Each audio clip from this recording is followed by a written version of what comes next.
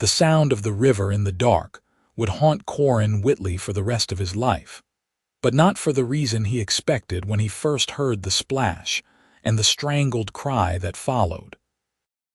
He had been checking his fence line along the northern border of his property, where the Greythorn River marked the boundary between what human settlers called civilization and what lay beyond in the wild territories.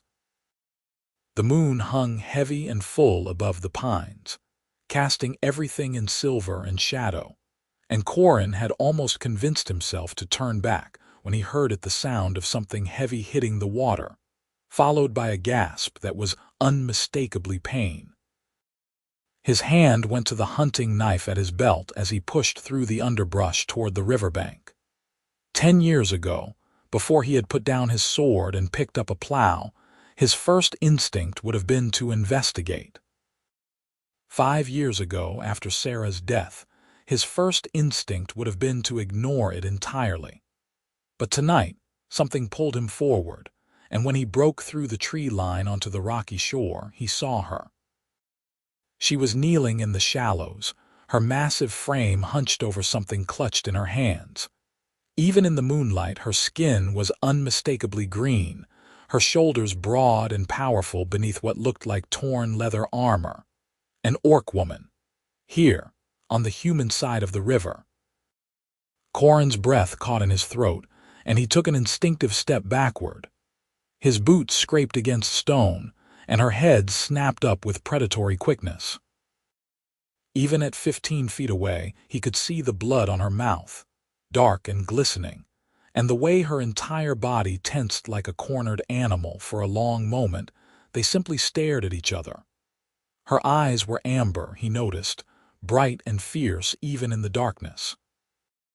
Her face was broad and strong-featured, with high cheekbones and a prominent brow. And her mouth, something was wrong with her mouth. She opened it as if to speak, then stopped, her lips pulling back in what might have been a grimace or an aborted snarl. That was when Corin saw the blood properly, saw the way it ran down her chin and dripped into the water at her knees, saw the stumps where her tusks should have been. "Gods above," he breathed. The orc woman flinched at his voice, and her hands tightened around what she was holding. Corin could see now that they were 2 pieces of ivory, each perhaps 3 inches long, curved and sharp at one end, ragged and bloody at the other. Her tusks. She had cut her own tusks off. "Stay back," she said, and her voice was thick and rough, whether from pain or the injury to her mouth he could not tell. "I am passing through. I will not trouble you." She tried to stand, and immediately her legs buckled. She caught herself on one hand, the tusks falling from her grip to clatter against the stones, and a sound of frustration and agony tore from her throat. Fresh blood welled up from her mouth, and Corin saw her whole body shaking. Every instinct he had learned in the border wars told him to leave her. Orcs were the enemy. Orcs had killed his brothers in arms, had burned villages, had taken Sarah's brother during a raid 6 years ago, never to be seen again. The only good orc was a dead orc, the saying went, and if he left her here bleeding in the river, she would likely become just that before sunrise. But when he looked at her kneeling there, clutching her own severed tusks like the most precious treasures in the world, when he saw the desperation in her amber eyes and the careful way she was trying not to show her pain, he did not see a monster. He saw someone who had hurt themselves terribly in order to cross a river in the dark, someone who was trying very hard not to die. "You need help," he heard himself say. "No." The word came out fierce and immediate. "I need nothing from humans. I am leaving." She tried again to stand, and this time she made it to her feet, swaying dangerously. Blood ran freely down her chin now, soaking into the collar of her armor. She took one step toward the far bank, then another, and Corin could see her legs trembling with the effort. "You will bleed to death before you reach the other side," he said, and he was moving forward even as he spoke, even as the rational part of his mind screamed at him to stop. "Let me help you." "Why?" The question stopped him in his tracks. She had turned to face him fully now, and there was no trust in her eyes, only suspicion and bone-deep weariness. "Why would you help me? You are human." "I am," she stopped, her jaw working as if the words physically pained her. "I am orc." "I can see that," Corin said, and despite everything, despite the blood and the tension and the absolute insanity of what he was doing, he felt something like humor touch the edge of his voice. "I can also see that you are bleeding badly and in need of medical attention. I have supplies at my farmhouse not far from here. Clean water, bandages, herbs that will help with the pain and prevent infection. I have no coin to pay you. I am not asking for coin." She studied him for a long moment, her amber eyes searching his face for something. Corin had no idea what she saw there, what could possibly make an orc trust a human stranger in the dead of night. But slowly, so slowly, she nodded. "Very well," she said.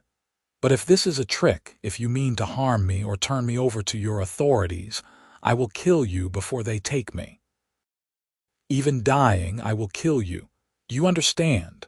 "I understand," Corin said, and he held out his hand to her. "My name is Corin Whitley. I was a soldier once, but now I am just a farmer. I swear on my life that I mean you no harm." She looked at his outstretched hand as if it were a snake poised to strike.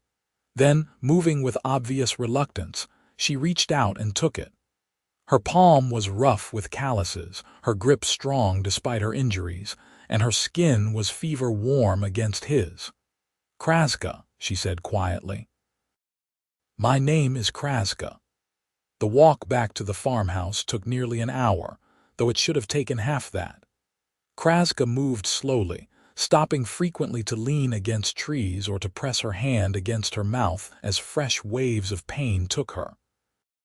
Corin stayed close, offering his arm for support, which she accepted with visible reluctance. He could feel the heat radiating off her body, could hear the ragged edge to her breathing, and with each step, his concern grew. Whatever she had used to cut her tusks, it had not been clean or precise. The wounds looked ragged and inflamed, and he suspected she had done the deed recently, perhaps only hours ago. The question of why burned in his mind, but he did not ask. Not yet.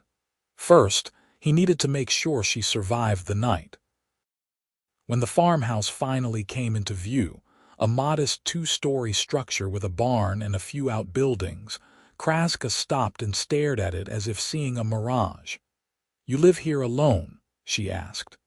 "Yes," Corin said, and he did not elaborate. The story of Sarah, of the fever that had taken her 3 years ago, of the child they had lost before she even began to show, those were not stories for tonight. "It is very large for one person." "It was meant for a family," he said simply, and he gently urged her forward. "Come on. We are almost there." He led her not to the main house but to the barn, which seemed to ease some of her tension. Inside, he lit a lantern and guided her to a clean pile of hay where she could sit. She lowered herself down with a stifled groan, and in the warm light of the lantern, Corin got his first clear look at the damage. It was worse than he had feared. The stumps of her tusks were ragged and bleeding, the flesh around them swollen and angry. Blood had clotted in her hair and dried on her neck and chest. Her eyes had a glassy quality that spoke of shock and pain held barely at bay. "I need to clean these wounds," he said, forcing his voice to stay calm and professional. "It is going to hurt, probably more than it already does. But if I do not do it, infection will set in, and then—" "I know what happens with infection," Krazka said. Her voice was steadier than he expected, though he could see her hands trembling where they rested on her knees. "Do what you must. I will not scream." Corin nodded and went to gather his supplies. He kept a well-stocked medical kit in the barn for when the livestock needed tending, and while it was not designed for treating orc women who had mutilated themselves, it would have to do. He collected clean water from the well, grabbed bandages and a bottle of strong spirits, and retrieved a small pouch of ground willow bark that Sarah had prepared before she died. When he returned, Krazka was sitting exactly as he had left her spine straight and her jaw set. She watched him approach with those unsettling amber eyes, and he saw her fingers dig into her thighs as he knelt before her. "This is going to burn," he warned her, uncorking the bottle of spirits. "I said I will not scream," she repeated, and there was pride in her voice, the kind of pride that could get someone killed if they were not careful. Corin did not argue.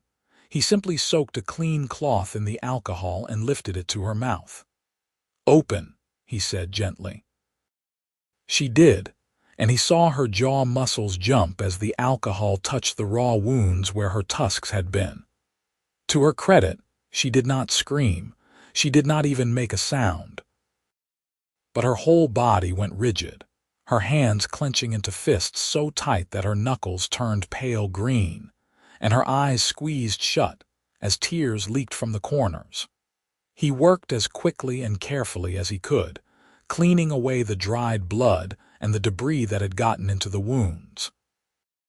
The tusks had been cut close to the gum line, leaving stumps that would eventually heal but would never grow back. It was a permanent disfigurement, and as he worked, Corin found himself returning again and again to the same question. Why would she do this to herself? When he had cleaned both wounds as best he could, he mixed the willow bark powder with a little water to make a paste and applied it gently to the inflamed tissue. Krazka's breathing had gone shallow and rapid, but she kept her eyes open now, fixed on some point above his head. "The worst is over," he told her. "I am going to bandage these now just to keep them protected while they start to heal. You will need to change the dressing twice a day and keep rinsing your mouth with clean water. Do you understand?" She nodded mutely, and he caught her chin gently to hold her still while he worked.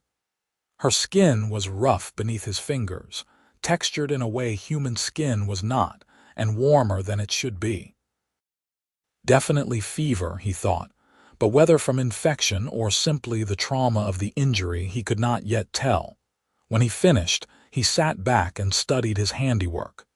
It was not pretty, but it would do. The bleeding had slowed to a seep, and the bandages would keep the wounds clean through the night at least.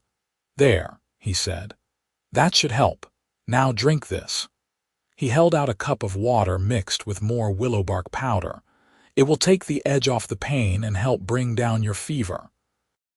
Krazka took the cup with shaking hands and drank it down in 3 long swallows. When she lowered the cup, some of the glassiness had left her eyes, replaced by exhaustion so profound it seemed to weigh down her entire frame. "You should rest," Corin said. "I will bring you blankets and—" "Why?" The question came out harsh and sudden, cutting through his words. "Why are you doing this? You said you were a soldier. You fought my people. Why help me now?" Corin sat back on his heels, considering his answer. There were easy lies he could tell, platitudes about basic human decency or Christian charity. But looking at her face, at the suspicion and fear warring with desperate hope in her eyes, he found he could not lie. "I do not know," he said honestly. "Maybe because I have seen enough death. Maybe because you looked like you needed help and I was there to give it. Maybe because—" He stopped, surprised by what he had been about to say. "Because what?" she pressed. "Because you cut off your own tusks to cross that river," he said quietly. "And I cannot imagine what could drive someone to hurt themselves like that unless they were running from something worse, or running to something that mattered more than the pain." Krazka's expression shifted, something cracking in the hard shell of her suspicion. She looked down at her hands, at the green skin and the calluses and the old scars that marked her palms. "Both," she said finally. "I was running from something worse, and I was running to something that matters more. What were you running from?" She was silent for so long he thought she would not answer. Then, slowly, she raised her eyes to his. "My clan," she said. "The Bloodfang clan. They are coming to raid the settlements along the border, the human settlements, your settlements." She paused, and he saw her throat work as she swallowed. "I could not be part of it anymore. The killing, the burning, the taking of children and the elderly who cannot fight. I tried to speak against it, to argue for peace or at least for honor in battle. But they would not listen, so I left." Corin felt ice slide down his spine. "When?" he asked urgently. "When are they coming?" "3 days, Krazka said. "Maybe 4. They were still gathering warriors when I fled, but once they are ready, they will come fast and hard. They plan to hit the settlements along the river first, then push deeper into human territory before your soldiers can respond." "How many?" 200 warriors, maybe more." 200. Corin's mind raced.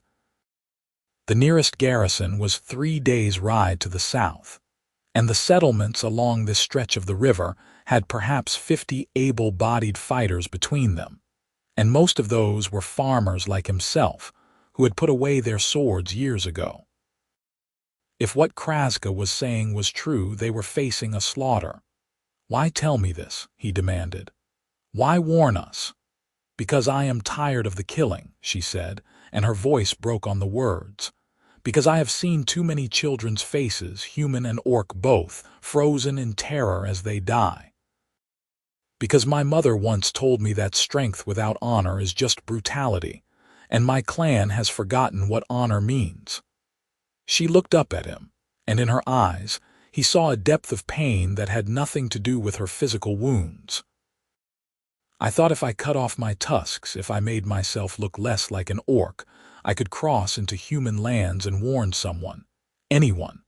I thought maybe it would help, even just a little, even if it only saved one child from dying the way I have seen children die." Her voice dropped to barely a whisper. "I did not think anyone would actually help me.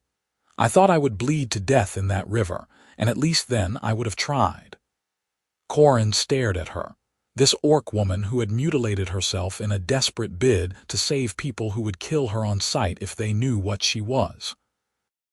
This enemy who had betrayed her own clan to prevent the deaths of strangers. This warrior who spoke of honor and children's faces with a grief that he recognized in his own mirror. Slowly, deliberately, he held out his hand to her. "I swear to you," he said, his voice steady and formal, "that I will not let you bleed to death. I swear that I will protect you while you are under my roof. And I swear that I will do everything in my power to make sure your warning is not in vain. This I pledge on my honor as a soldier and as a man." Krazka stared at his outstretched hand for a long moment. Then she reached out and clasped it, her grip firm despite her exhaustion.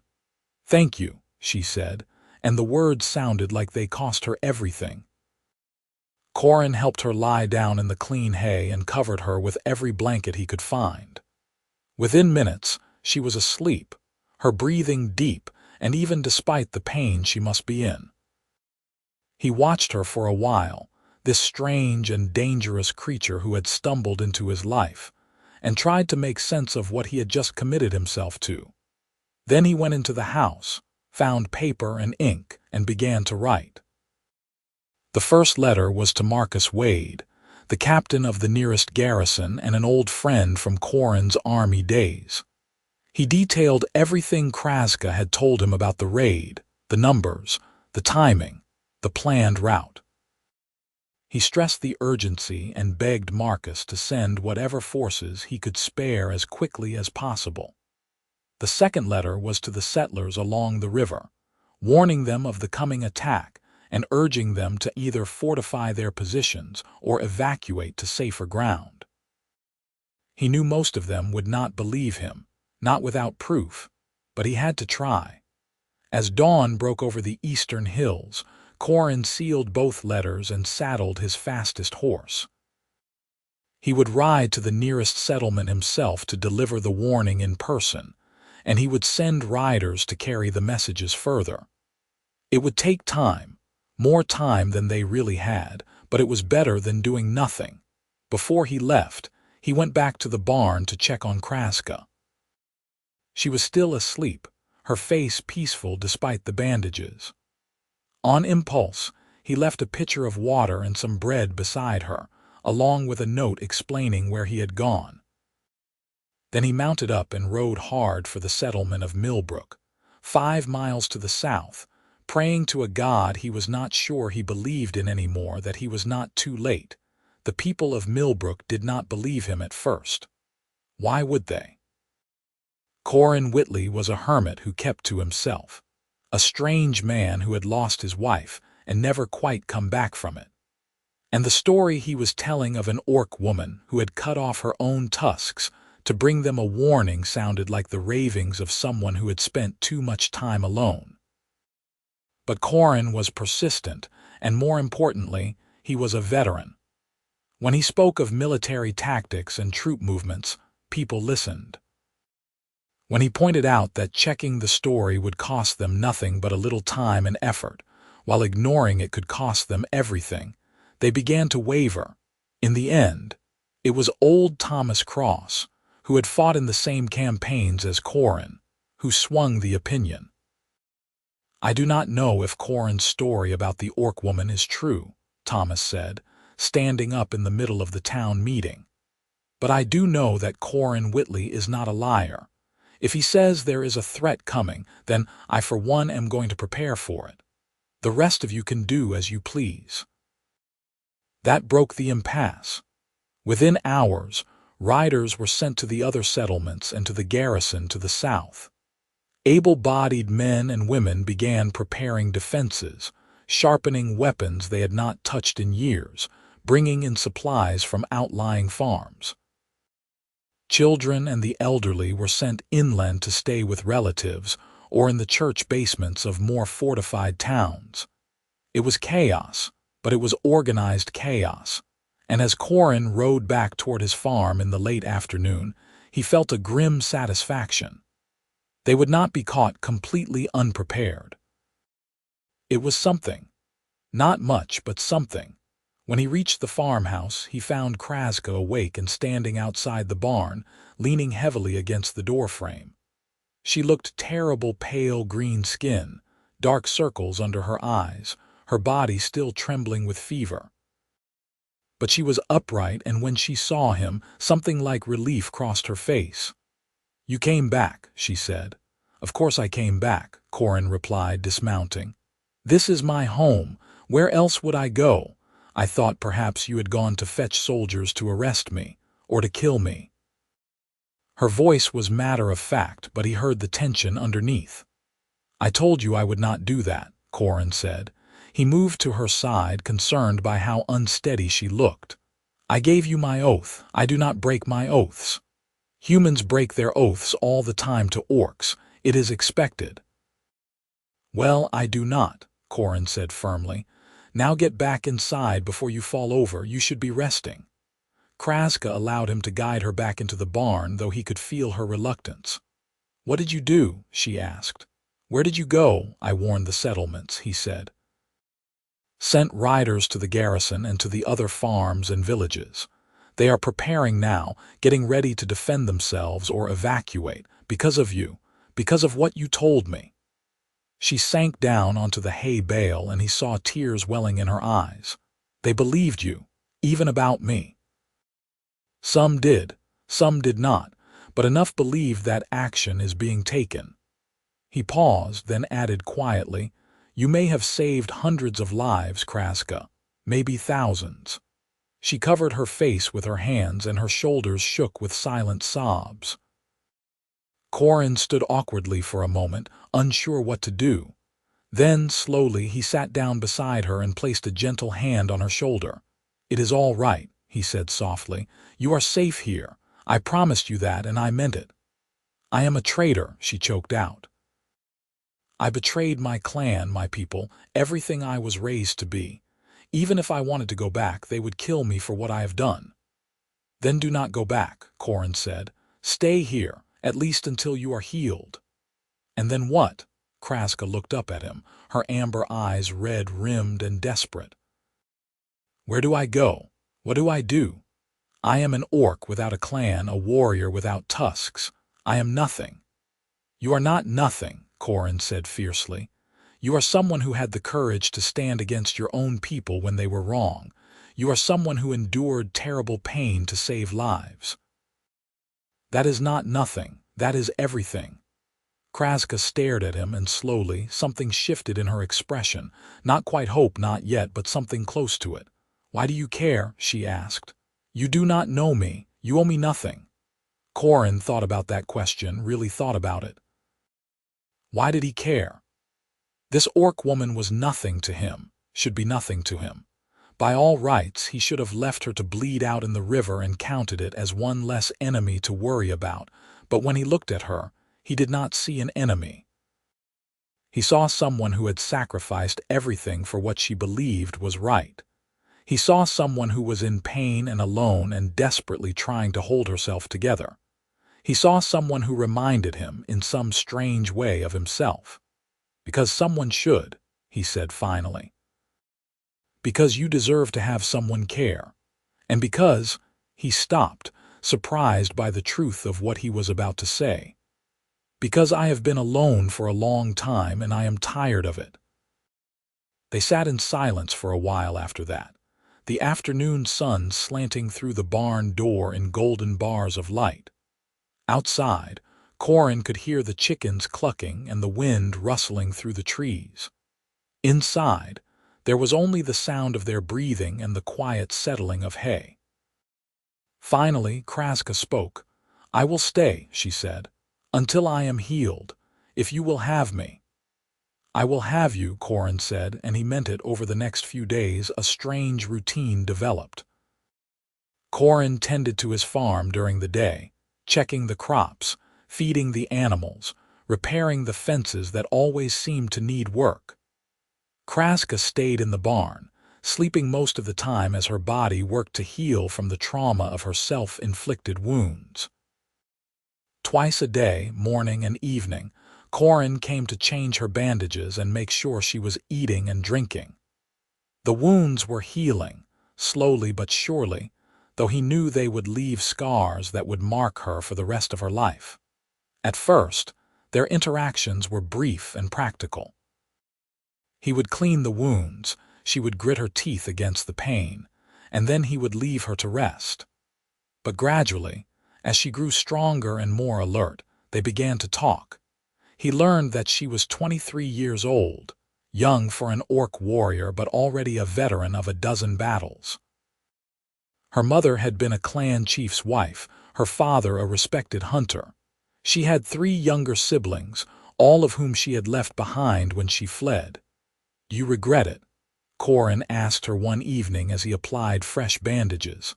Leaving them, Krazka was quiet for a long moment. Every day, she said finally.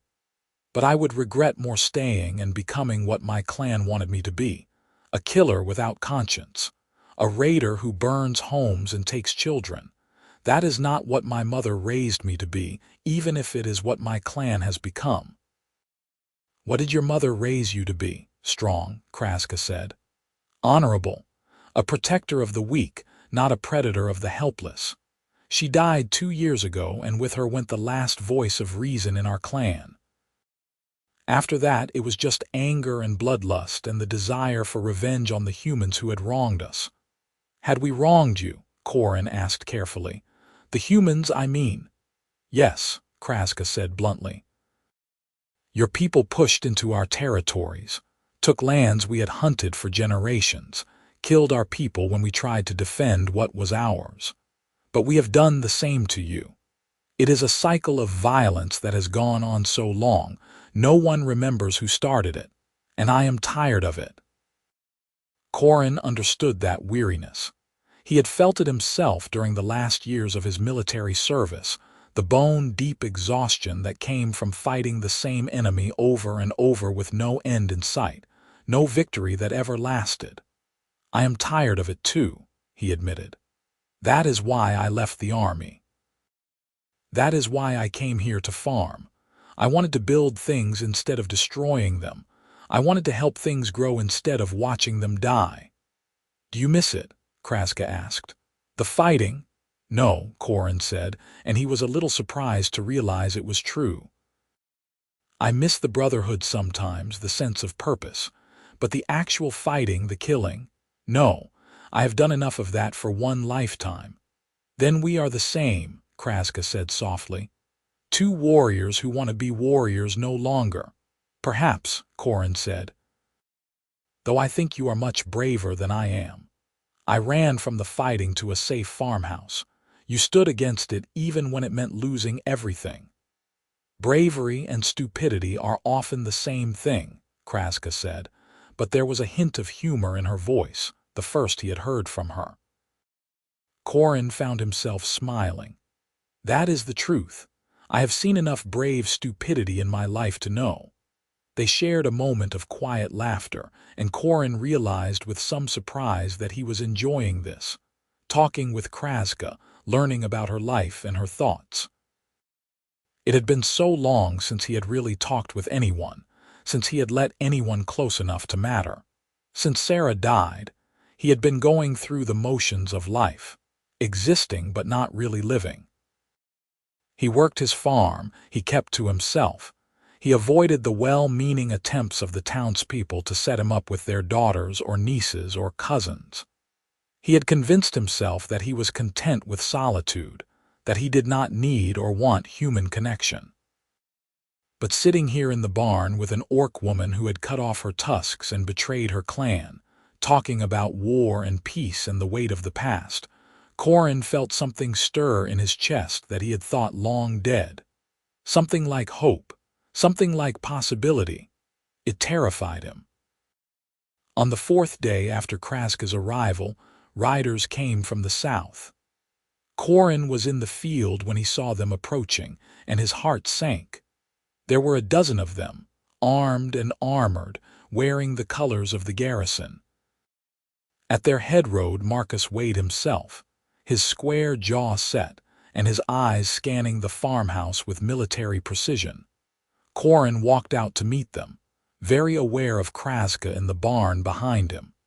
He had told her to stay hidden if anyone came, but he was not sure she would listen. Krazka did not strike him as the hiding type. Marcus, he said as the riders pulled up, it is good to see you, Corin. Marcus dismounted and clasped his arm in the old soldier's greeting. I got your letter. I have to say it sounded insane. I know how it sounds, Corin said carefully.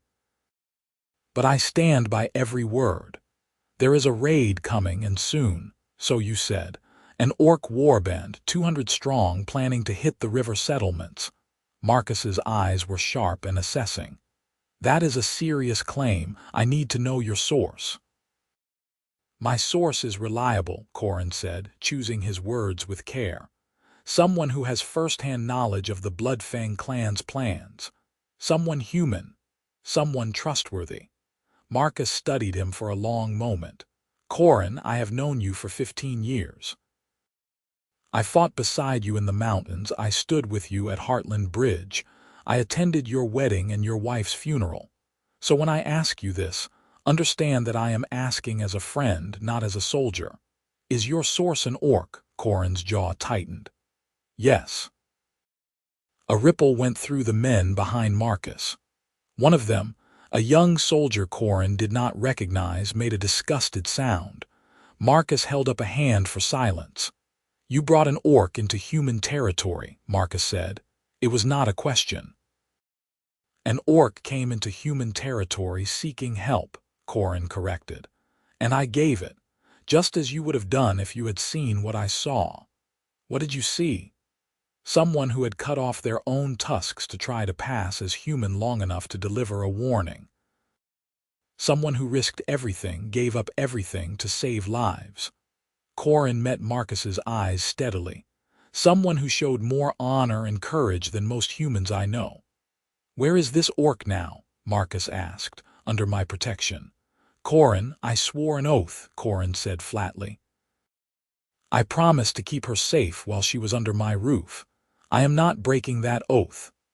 Marcus closed his eyes and rubbed his forehead, a gesture Corin recognized from long experience. It meant Marcus was trying very hard not to punch him. "You understand what you are asking me to do?" Marcus said finally. "If word gets out that I am harboring an orc, that I am taking military intelligence from an orc, I will be court-martialed, possibly executed, and you will be right there beside me on the gallows." "I understand," Corin said. "But I also understand that if we do not act on the information she gave us, hundreds of people are going to die. Maybe thousands. Can you live with that, Marcus? Can you look those people's children in the eye and tell them you had a warning but you ignored it because of where it came from?" Marcus was silent for a long time. Finally, he sighed. "No, no, I cannot." He looked at Corin, and there was something like resignation in his eyes. "I want to meet this orc of yours. I want to hear the story from her own mouth, and then I will decide what to do." Corin hesitated. Krazka was not going to like this, but he also knew Marcus, knew that this was the best chance they had of getting the garrison to take the threat seriously. "All right," he said, "but your men stay here, just you." Marcus nodded and gestured for his soldiers to dismount and wait. Then he followed Corin across the yard to the barn. Inside, Krazka was sitting on a bale of hay, but she stood when they entered. She had been crying.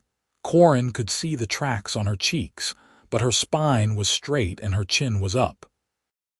She looked at Marcus with wary amber eyes, and Corin saw her hand drift toward the knife at her belt. "Easy," Corin said softly. "This is Marcus Wade. He is a friend. He is here to help." "He is a soldier," Krazka said. "Soldiers do not help orcs, they kill them." "I am a soldier," Marcus said, his voice carefully neutral. "But I am also a man who prefers facts to assumptions. Corin tells me you have information about a coming raid. I would like to hear about it, if you are willing to tell me." Krazka glanced at Corin, who nodded encouragingly. Then she looked back at Marcus.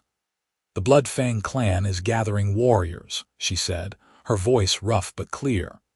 200, maybe more.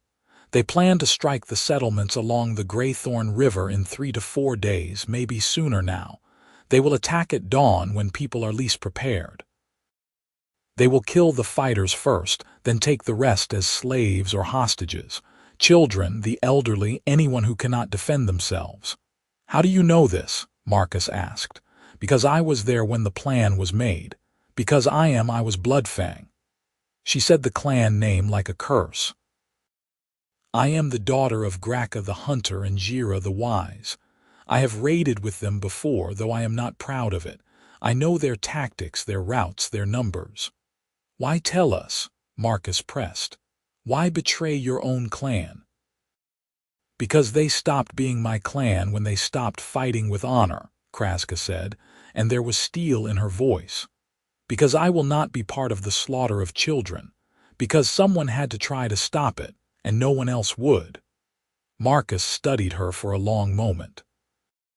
Then he looked at the bandages covering the stumps of her tusks, at the way she held herself despite the obvious pain, at the fierce pride and the equally fierce grief in her eyes.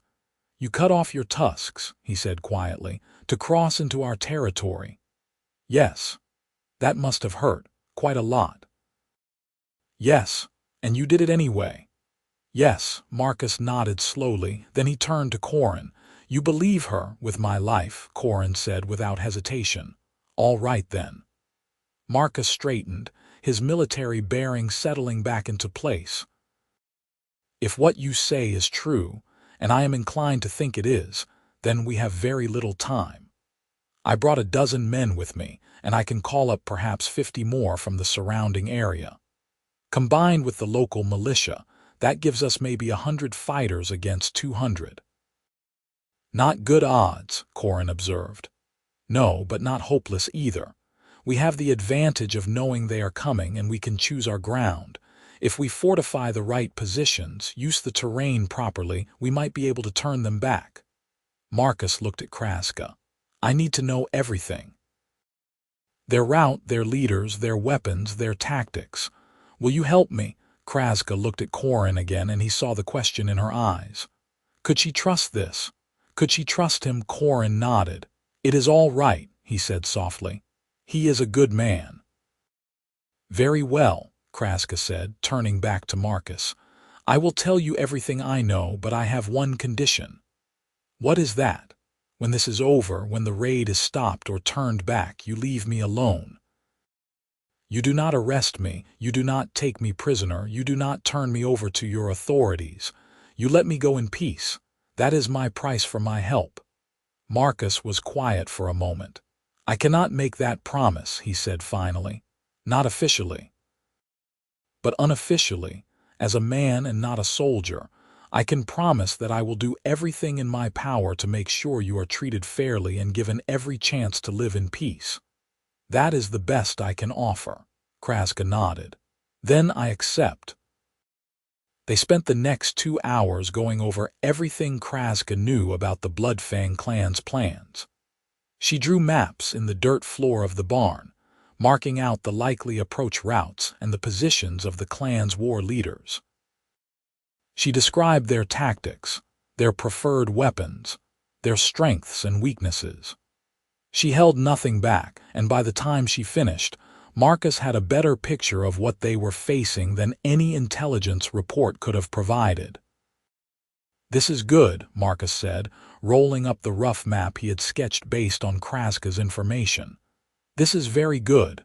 We can work with this. He looked at Krazka, and there was something like respect in his eyes. Thank you. You may have saved a lot of lives today. I hope so, Krazka said quietly. That is all I wanted.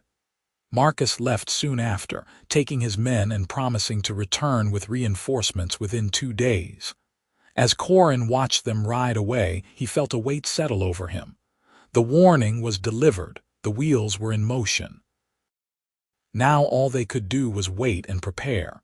He turned back to the barn and found Krazka standing in the doorway, watching the soldiers disappear over the hill. You think they will come? She asked. The soldiers.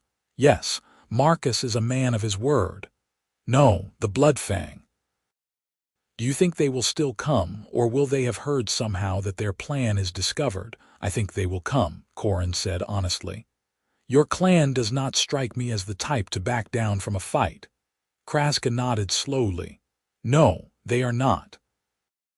She was quiet for a moment, then added, when they come I want to fight. Krazka, I am still a warrior, even without tusks.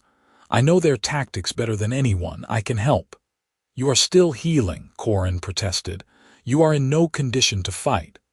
I will be by the time they arrive. And even if I am not, I will still fight. She looked at him, and there was no room for argument in her eyes. I will not hide while people die because of my clan. I will not let someone else fight my battles. This is my responsibility, and I will see it through. Corin wanted to argue, to tell her that she had done enough, that she had already risked more than anyone had a right to ask. But looking at her face, at the determination and the need for atonement written in every line, he knew it would be pointless. All right, he said finally. But you do not fight alone. We do this together. Krazka's expression softened just a fraction. Together, she agreed. The next 2 days passed in a blur of preparation. Marcus returned as promised, bringing 50 soldiers from the garrison and another 40 militiamen from the surrounding settlements. They fortified positions along the river, set up defensive lines, and drilled the farmers-turned-fighters until they could at least hold a spear properly. Corin found himself pulled back into his old role as a soldier, advising on strategy and helping to coordinate the defense. It felt strange to be holding a sword again after so many years behind a plow, but the skills came back quickly, muscle memory taking over where conscious thought left off. Krazka stayed out of sight for the most part, hiding in Corin's farmhouse while the soldiers worked. But in the evenings, when the others had gone, She would come out and work with Corin, showing him the specific tactics and formations the Bloodfang used, helping him understand how the orc warriors would think and move. They made a good team, he realized. His experience as a human soldier combined with her knowledge of orc warfare gave them insights that neither would have had alone. And more than that, they worked well together, anticipating each other's thoughts, finishing each other's sentences. It was on the second evening, as they were going over the defensive positions one last time, that Krazka suddenly stopped and looked at him. "Corin," she said, "if I die in this battle, you are not going to die," he interrupted firmly. "If I die," she continued as if he had not spoken, "I want you to know that I am grateful for everything you have done, for helping me when you had no reason to, for keeping your oath when it would have been easier to break it, for treating me like a person instead of a monster." Corin felt something twist in his chest. "You are not a monster," he said quietly, "and you are not going to die. I will not let you. You cannot promise that. I can promise that I will do everything in my power to keep you safe, just as I promised before." He reached out and took her hand, feeling the warmth and roughness of her skin against his. "I do not break my oaths, Krazka, not now, not ever." She looked down at their joined hands, and when she looked up again, there were tears in her eyes.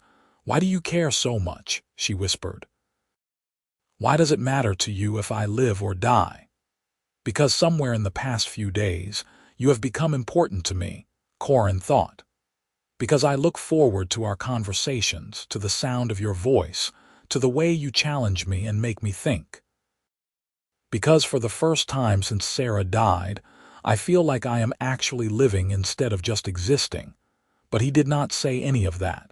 It was too much, too soon, too complicated. So instead he said simply, "Because you matter. You are not nothing, Krazka. You are brave and honorable and strong, and the world would be a poorer place without you in it." Krazka made a sound that was half laugh and half sob. Then, moving so quickly he barely had time to register it, she pulled him into a fierce embrace. She was strong, much stronger than any human woman, and for a moment Corin could barely breathe. But he did not pull away. He wrapped his arms around her and held on just as tightly, feeling the tremors that ran through her body as she fought to keep herself together. "Thank you," she whispered against his shoulder. "Thank you for seeing me." They stood like that for a long time, two warriors on the eve of battle drawing strength from each other's presence, and when they finally pulled apart, something had changed between them. Something Corin did not have a name for yet, but that settled warm and solid in his chest nonetheless. The Bloodfang clan came at dawn, just as Krazka had predicted. Corin was on the northern watchtower when the first warning horn sounded. He grabbed his sword and his bow and raced down to the defensive line, where Marcus was already shouting orders and the militia were scrambling into position. "How many?" Corin asked as he fell in beside his old friend. "At least 200, Marcus said grimly. "Maybe more. They are coming in from the northeast, exactly where your orcs said they would." Corin scanned the tree line and saw them, a dark mass of shapes moving through the early morning mist. Even at this distance, he could see the glint of weapons, hear the war drums that accompanied their advance. "Where is Krazka?" Marcus asked. "Right here," came her voice from behind them. Corin turned and felt his breath catch. Krazka had armed herself with a battle axe and a round shield, and she had painted her face in the orc fashion, black and red streaks that made her look fierce and terrifying. But it was her eyes that held him, amber and bright and absolutely fearless. "You should not be here," Corin said, even though he had known this argument was futile. "Yes, I should," Krazka replied calmly. "I know their leaders, I know their tactics. And I know exactly how to hurt them where it matters most." She looked out at the approaching warband, and her expression hardened. They are going to learn what happens when you abandon honor for bloodlust. The first wave hit the defensive line like a hammer. Orc warriors, massive and green-skinned and screaming war cries in their guttural language, crashed into the shield wall that Marcus had set up. The human defenders held barely, and the sound of metal on metal filled the air. Corin fought like a man possessed, his sword rising and falling, his shield blocking blow after bone-jarring blow. Beside him, Krazka was a force of nature, her battle axe cleaving through enemy shields and armor with terrifying efficiency. She shouted in the orc language, taunting and challenging, and several of the Bloodfang warriors turned to face her with shock and rage. "Traitor!" one of them screamed in accented human speech. "You betray your own kind." "I betray no one," Krazka roared back. "You betrayed yourselves when you forgot what honor means." She met the orcs' charge head-on, and their weapons clashed with a sound like thunder. They fought with a savagery that made Corin's blood run cold, trading blows that would have killed a human outright. But Krazka was faster, more skilled, and after a brutal exchange she brought her axe down in a killing blow that sent the other orcs sprawling. The battle raged for what felt like hours. The human defenders gave ground slowly, fighting for every inch, while the Bloodfang warriors pressed forward with relentless fury. But gradually, the tide began to turn. The defensive positions held, the flanking maneuvers that Marcus had set up based on Krazka's intelligence began to tell, and the orc advance faltered. It was Krazka who turned the battle decisively. She spotted the Bloodfang war chief, a massive orc with a helmet made from a bear's skull, directing his warriors from the back. Without hesitation, she broke from the line and charged straight toward him, screaming a challenge in the orc tongue. "Krazka, no." Corin shouted, but she was already gone, cutting through the enemy ranks like a knife through cloth. He swore and followed, Marcus at his side, fighting desperately to keep up with her. The war chief saw her coming and met her charge with a grin of savage delight. "Little Krazka," he rumbled in Orcish, which Corin could understand just well enough from his army days. "Come back to die with honor after running like a coward." "I am no coward, Grommash," Krazka spat back. "I am the only one here who still knows what honor means." They clashed in the center of the battlefield, and it was like watching two forces of nature collide. Grommash was larger, stronger, his blows powerful enough to dent steel. But Krazka was quicker, more agile, and she fought with a fury born of righteous anger. Corin and Marcus fought to keep the other warriors from interfering, forming a protective circle around the duel. It was all Corin could do to keep the enemy at bay while keeping one eye on Krazka's fight. She was holding her own, but Grommash was not tiring, and one good hit from his massive sword would end her. Then Krazka did something unexpected.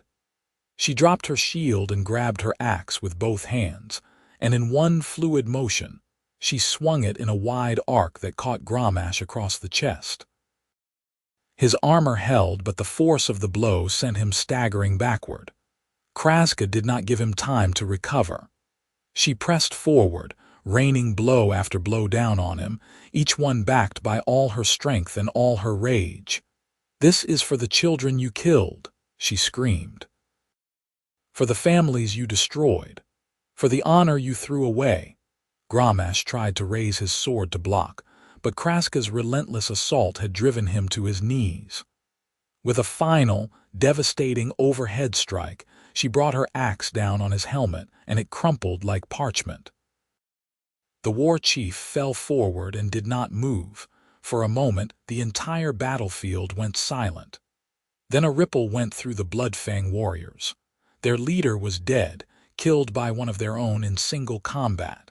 Some of them began to back away. Others dropped their weapons outright. Krazka stood over Grommash's body, breathing hard, her axe dripping blood. She looked up at the remaining Bloodfang warriors and shouted in Orcish, her voice carrying across the battlefield. "Go home. The raid is over. Your chief is dead and you have lost. Go home and tell your clans what happens when you forget honor. Tell them what happens when you make war on the innocent." The warriors hesitated, looking at each other uncertainly. Then, slowly, they began to retreat. Some of them paused to collect their wounded, others simply ran. Within minutes, the battlefield was empty of all but the human defenders and the orc dead. A cheer went up from the human lines, ragged but heartfelt. They had won. Against impossible odds, they had won. Corin pushed through the crowd to Krazka's side. She was swaying on her feet, her face pale beneath the war paint, and he could see blood seeping through her clothes from wounds he had not noticed during the fight. "Easy," he said, catching her as her legs buckled. "I have got you." "Did we win?" she asked, her voice slurred with exhaustion. "We won," Corin confirmed. "You won. You saved everyone, Krazka." She smiled, a tired but genuine smile that transformed her fierce face into something almost beautiful. "Good," she said. Then her eyes rolled back and she collapsed into his arms. The next few hours were chaos. The wounded needed tending, the dead needed counting, and the defenses needed to be maintained in case the Bloodfang returned. But Corin's focus was entirely on Krazka. He carried her back to his farmhouse, ignoring the stares and the whispers, and laid her on his own bed in the main house. Then he set to work treating her injuries. She had taken a sword slash across her ribs, another across her thigh, and what looked like a spear thrust to her shoulder. None of them were immediately life-threatening, but combined with the still healing wounds from her tusks and the exhaustion of battle, they had pushed her body beyond its limits.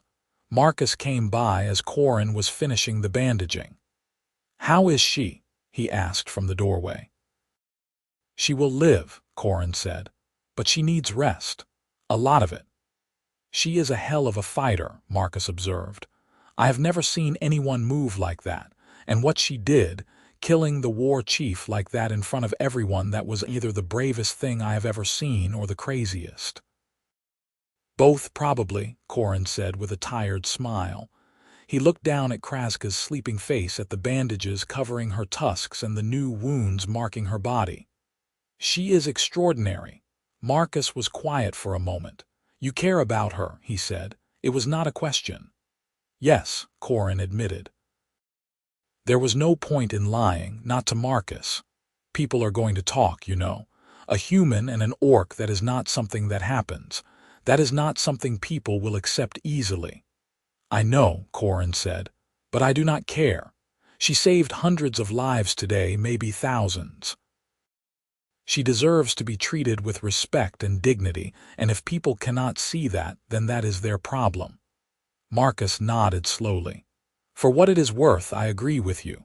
She has earned my respect, and I will make sure my men know it." He paused. "I also spoke to the local magistrate. Explained the situation, told him what she did. He has agreed that she will not be prosecuted or punished for being on human lands. She is free to go wherever she wants, whenever she is ready." "Thank you," Corin said, and he meant it. "That means a lot." "Just take care of her," Marcus said. "And yourself. You have earned a rest too, my friend." After Marcus left, Corin sat by Krazka's bedside and watched her sleep. She looked different without the war paint and the fierce expression, younger and more vulnerable. He found himself thinking about her laugh, about the way she challenged him, about the strength and courage she had shown again and again. He thought about the emptiness that had filled his life since Sarah's death, the way he had closed himself off from everyone and everything. And he thought about how Krazka had somehow slipped past those defenses, had made him care again, had made him feel again. It was terrifying. But it was also wonderful. Krazka woke 3 days later, groggy and disoriented but alive. Corin was there when her eyes opened, and the first thing she said was, "Did everyone survive?" "Most of them," Corin said gently. "We lost 7 fighters and another dozen were wounded, but it could have been so much worse. You saved them, Krazka. You saved all of them." She closed her eyes, and he saw relief wash over her face. "Good," she whispered. "That is good."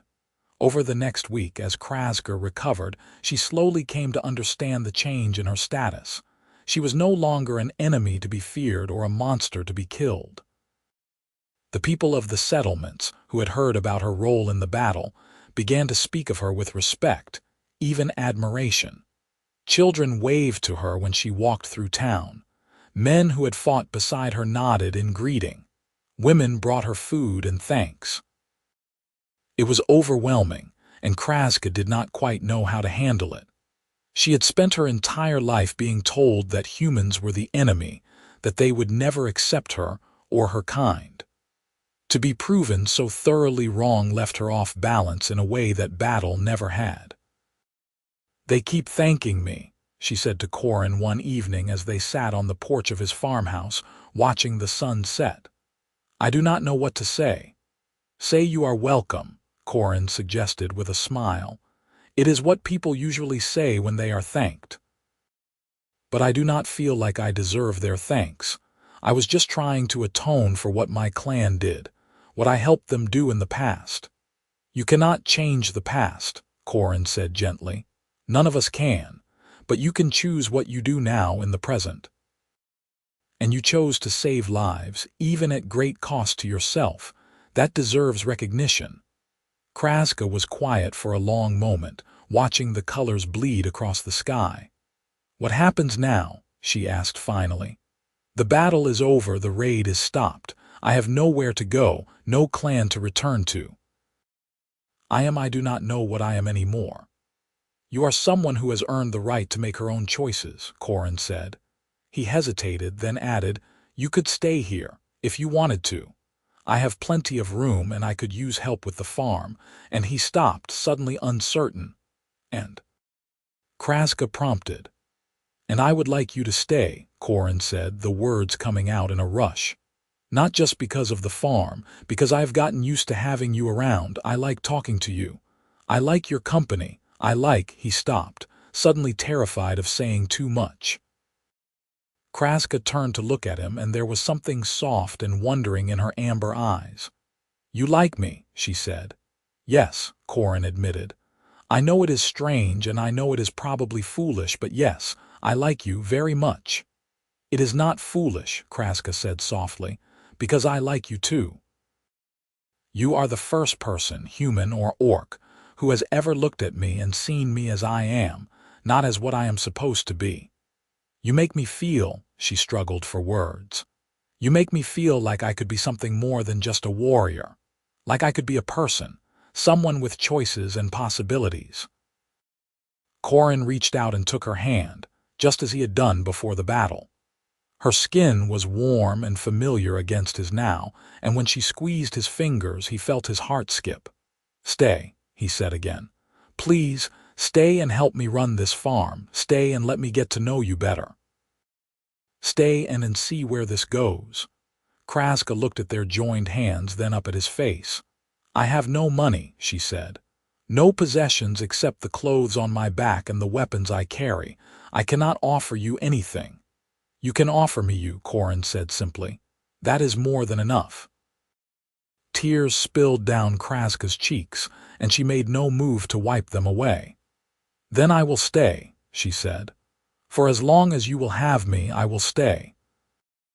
They sat there on the porch as the sun disappeared below the horizon, hands clasped. Two people from opposite sides of an ancient divide who had somehow found each other in the darkness. And for the first time in years, Corin felt like he was home. The weeks that followed settled into a new rhythm. Krazka proved to be a quick learner and a tireless worker. She took to farming with the same intensity she had brought to warfare, throwing herself into the work of planting and harvesting and tending the animals. Corin found himself constantly surprised by her dry sense of humor, by her curiosity about human customs, by the way she could be fierce one moment and gentle the next. They talked for hours while they worked, sharing stories of their pasts, their fears, their hopes for the future. Krazka told him about growing up in the Bloodfang clan, about her mother's wisdom and her father's strength, about the slow corruption of her people into mindless raiders. Corin told her about his time in the army, about meeting Sarah and falling in love, about the pain of losing her and the emptiness that had followed. "You still love her?" Krazka asked one day as they were mending a fence together. "Your Sarah," Corin thought about that carefully. "I will always love her," he said finally. "She was my wife, the mother of the child we lost. That does not just go away." But he paused, looking for the right words. "But I think there is room in a heart for more than one love. What I felt for Sarah does not diminish what I am starting to feel for you." Krazka's hand stilled on the fence post. "What are you starting to feel for me?" she asked quietly. Corin put down his hammer and turned to face her fully. "I am starting to feel like maybe I could be happy again. Like maybe there is a future worth looking forward to. Like maybe," he took a breath, "like maybe I am falling in love with you." Krazka's eyes went wide, and for a long moment she did not speak. Then she reached out and cupped his face in her rough, calloused hands. "I do not know if orcs love the same way humans do," she said. "But I know that when I am with you I feel whole. I know that when you smile my heart feels light. I know that I would fight 1,000 battles to keep you safe. If that is love, then yes, I am falling in love with you too." Corin leaned forward and rested his forehead against hers, breathing in her scent, feeling the warmth of her skin. "We are going to face a lot of opposition," he said. "People who think this is wrong, who think we should not be together." "Let them think what they want," Krazka said fiercely. "I have spent my whole life letting other people's opinions dictate my actions. I will not do it anymore. If being with you is wrong, then I will gladly be wrong." Corin laughed, the sound bright and free. Then he kissed her, soft and careful, mindful of the scars where her tusks had been. Krazka made a small sound of surprise, then kissed him back, and it was like coming home after a long journey, like finding something precious he had thought lost forever. When they finally pulled apart, both of them were smiling. "So what do we do now?" Krazka asked. "Now we live," Corin said simply. "We work the farm, we build a life together, and we prove to everyone that love does not care about the color of your skin or the shape of your ears. We prove that we are stronger together than we ever were apart." "I like that plan," Krazka said, and so they did. The seasons turned, and Corin's farm flourished under their joint care. Word spread about the human farmer and the orc woman who had fought side by side to save the settlements. And while there were some who disapproved, who muttered about unnatural unions and the mixing of species, most people came to accept them. It was hard to argue with results, after all, and the results were clear. The farm was prosperous. The couple was happy, and the settlements were at peace for the first time in years. Marcus visited regularly, bringing news from the garrison and the wider world. The Bloodfang clan had fractured after Gromash's death, with some members seeking peace with the human settlements and others retreating deeper into the wilderness. There had been no more raids, no more attacks. The border was quiet. "You started something," Marcus told them one evening over dinner. "There are other orcs reaching out now, looking for ways to coexist with humans. Not many, but some. And it is because of what you two did, because you showed it was possible." "We just wanted to live our lives," Krazka said, but Corin could see the pride in her eyes. "Sometimes that is all it takes," Marcus said. "Sometimes just living your life with integrity and courage is enough to change the world." As winter approached, Corin found himself thinking more and more about the future. He and Krazka had been together for nearly 8 months now, and every day he was more certain that he wanted to spend the rest of his life with her. But he was not sure how to ask. Orc courting customs were different from human ones, and he did not want to offend or presume. In the end, it was Krazka who brought it up. They were sitting by the fire one cold evening in late autumn, and she suddenly said, "In my clan, when two people want to commit to each other for life, they exchange weapons. The idea is that you are trusting the other person to protect you, and you are promising to protect them in return." Corin looked up from the piece of wood he was whittling. "Is that something you want?" he asked carefully. "To commit for life, is it something you want?" she countered. "I asked first." Krazka smiled, that rare, beautiful smile that still took his breath away. "Yes," she said simply. "I want to spend my life with you, Corin Whitley. I want to wake up next to you every morning and fall asleep in your arms every night. I want to work this farm with you and build something that lasts. I want—" She stopped, suddenly shy. "I want everything with you." Corin set down his whittling and moved to kneel in front of her. From his pocket, he pulled out a small carved box that he had been working on for weeks. "In human culture," he said, his voice rough with emotion, "when a man wants to marry a woman, he gives her a ring. It is a symbol of their commitment, a circle with no end, representing eternal love." He opened the box, revealing a simple silver band he had commissioned from the smith in Millbrook. "Krazka, will you marry me? Will you be my wife, my partner, my love for as long as we both live?" Krazka stared at the ring, tears streaming down her face. "Yes," she whispered. "Yes, 1,000 times yes." Corin slipped the ring onto her finger and it fit perfectly. Then Krazka stood and went to where her battle axe hung on the wall. She took it down and presented it to him with both hands. "This axe has been with me through every battle I have fought," she said. "It has saved my life more times than I can count. I give it to you now as a symbol of my trust and my promise.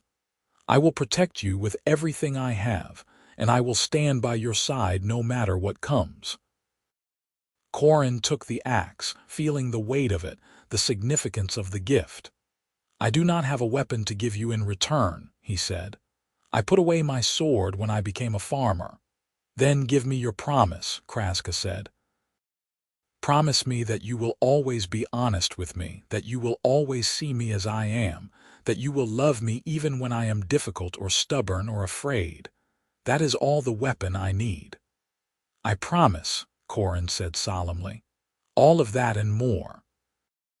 I promise to love you, to honor you, to stand with you against whatever the world throws at us.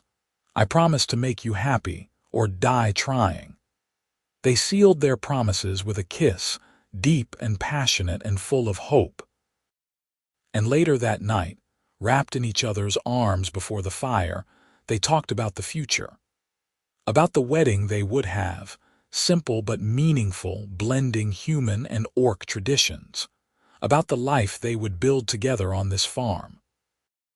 About the possibility of children someday, half human and half orc, who would grow up knowing both worlds and proving that love could bridge any divide. The wedding took place in early spring, on a bright morning when the fields were full of new growth and the air smelled of possibilities. Marcus stood as Corin's best man, and to everyone's surprise, a small delegation from the former Bloodfang clan attended to witness the ceremony. They had heard about Krazka's marriage to a human and had come to offer their blessing and to see for themselves if the rumors were true. The ceremony itself was a blend of traditions. They exchanged rings in the human fashion, and they exchanged weapons in the orc fashion. They made vows before a priest and before the assembled community, promising to love and honor each other until death parted them. And when the priest pronounced them husband and wife, the cheer that went up was loud enough to echo off the hills. At the reception, held in Corin's barn, which had been cleaned and decorated for the occasion. Krazka's orc relatives mingled awkwardly with the human guests. There was tension at first, old wounds and older hatreds lurking just beneath the surface. But as the evening wore on and the ale flowed freely, people began to relax. Stories were shared, toasts were made, and slowly, carefully, bridges began to form. Corin watched it all from the head table, Krazka's hand clasped in his, and felt a profound sense of rightness. This was what he had wanted when he had first taken her in, bleeding and desperate in his barn. Not just to save one life, but to prove that there could be another way, that enemies could become friends, that love could triumph over hate. "What are you thinking?" Krazka asked, leaning close so he could hear her over the noise of the celebration. "I am thinking that I am the luckiest man alive," Corin said. "And I am thinking about how different my life would be if I had not gone to check that fence line on the night you crossed the river." "Do you regret it?" Krazka asked. "Any of it?" "Not for a second," Corin said firmly. "You are the best thing that has ever happened to me, Krazka. You saved me just as much as I saved you." Krazka smiled and leaned her head on his shoulder. "We saved each other," she said, "and now we get to build something new, something better." "Together," Corin agreed. As the months and years passed, Corin and Krazka's farm became a symbol of what was possible when people chose understanding over fear. Other mixed couples began to emerge, tentatively at first, then with growing confidence. Trade routes opened between human settlements and orc territories. Children grew up learning that the old enmities did not have to define the future. It was not always easy. There were setbacks and challenges, moments when old prejudices flared up and threatened to undo all the progress that had been made. But Corin and Krazka faced each challenge together, drawing strength from their love and their shared commitment to building a better world. They had children eventually, 3 of them, 2 sons and a daughter. The children were unique, bearing traits of both their parents.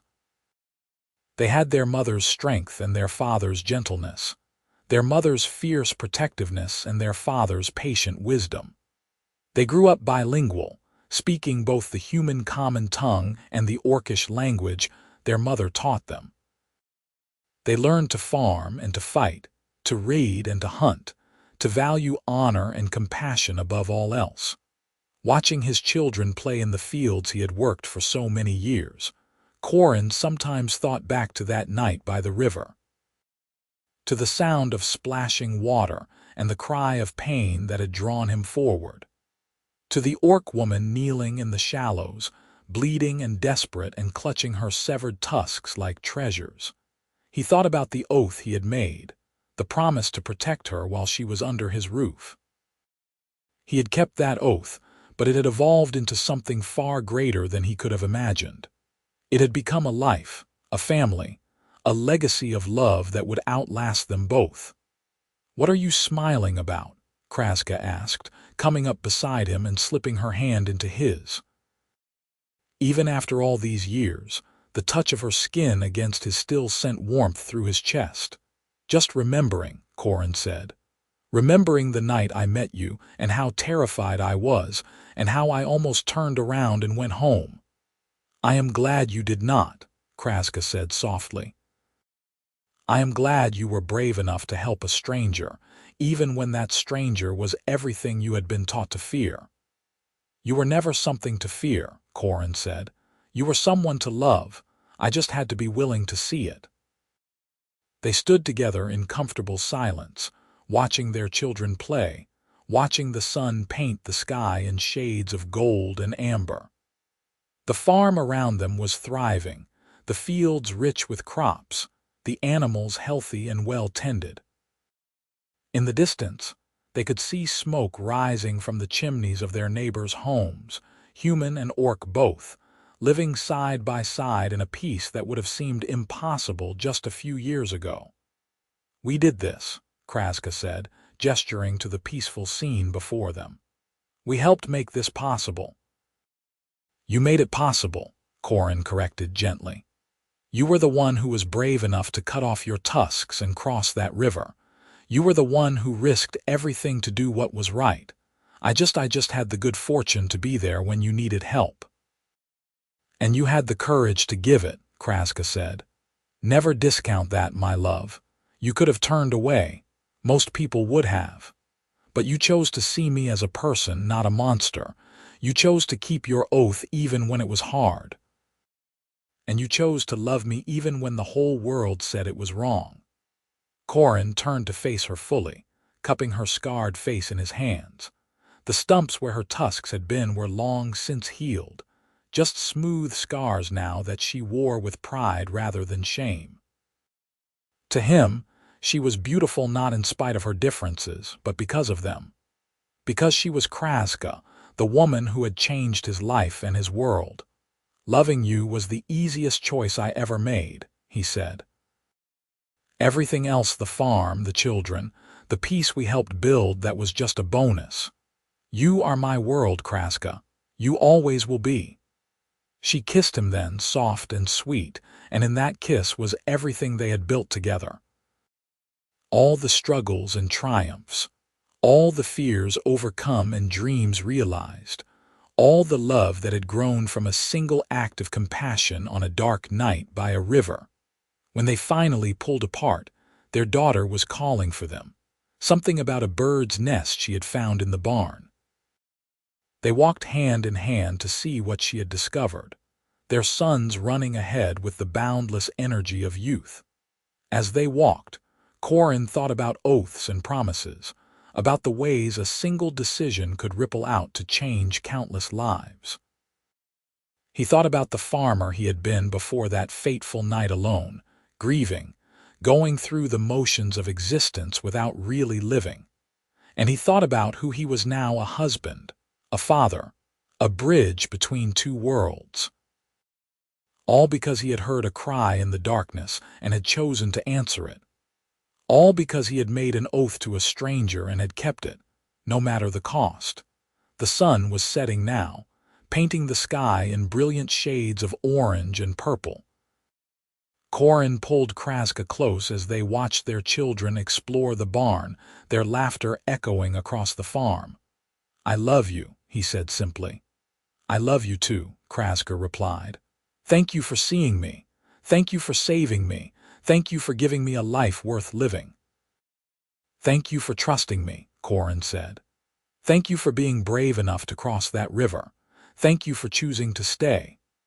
They stood together as the stars began to appear overhead, two souls who had found each other against all odds, who had built a love strong enough to change the world. The farm stretched out around them, a testament to what could be achieved when people chose compassion over fear, understanding over hatred, love over division. And in the barn, their children's laughter rang out like a promise of a future where old enemies could become family, where different did not mean dangerous, where love knew no boundaries of species or clan or creed. It was a future worth fighting for. It was a future worth building. And it was a future that had begun with a desperate woman cutting off her tusks for safe passage, and a lonely farmer who had chosen to keep his oath no matter what. As the years continued to pass, that night by the river became a story told around firesides and dinner tables throughout the region. The tale of the orc woman who sacrificed her tusks and the human farmer who swore an oath to protect her became legend, a touchstone for anyone who needed to remember that courage and compassion could change the world. But for Corin and Krazka, it was never just a story. It was their beginning, the foundation of everything they had built together. On quiet evenings when the children were asleep and the farm was still, they would sometimes walk down to the river where they had first met. They would stand on the bank and remember the blood and the fear and the desperate hope that had brought them together. And then they would go home, hand in hand, to the life they had created. A life full of love and laughter, of hard work and deep satisfaction, of challenges overcome and dreams realized. A life that proved every single day that the most important oath anyone could make was the one to see past differences and fear, to choose love even when it was difficult, to keep your promises even when the cost was high. It was a good life. No, it was more than good, it was extraordinary. And it had all started with a choice made in darkness beside a river, when a man had heard a cry for help and had decided to answer it. That choice had changed everything. And Corin would never, ever regret it. The seasons turned, the years flowed like water, and the love between Corin Whitley and his wife Krazka only grew stronger. Their children grew into fine young adults who carried their parents' legacy of bridge building and understanding into the next generation. Their farm remained a place where humans and orcs could meet on equal ground, where old wounds could heal and new friendships could bloom. And sometimes, late at night when sleep was slow to come, Corin would reach out in the darkness and find Krazka's hand, warm and familiar and strong. He would hold it gently and remember the night he had held it for the first time, when she had been a stranger covered in blood, when he had been a lonely man making a promise he barely understood. He had promised to protect her while she was under his roof, but she had never left. She had stayed, and in staying she had become his home, his heart, his everything, and that, Corin knew, was the truest magic of all. Not grand gestures or heroic battles, but the quiet miracle of two people choosing each other, day after day, year after year, building a life together one moment at a time. In the end, that was what the oath had really been about. Not just protection for a night or a week, but a commitment to see another person in their fullness, to honor their worth, to stand beside them through whatever came. It was an oath that had started with a desperate woman and a compassionate man, but it had grown into something far greater, a love that had changed not just two lives, but an entire world. And as Corin drifted off to sleep beside his wife, her steady breathing a comfort in the darkness, he whispered a quiet thank you to whatever force had guided his steps to the river that night. Thank you for letting him hear that cry. Thank you for giving him the courage to answer.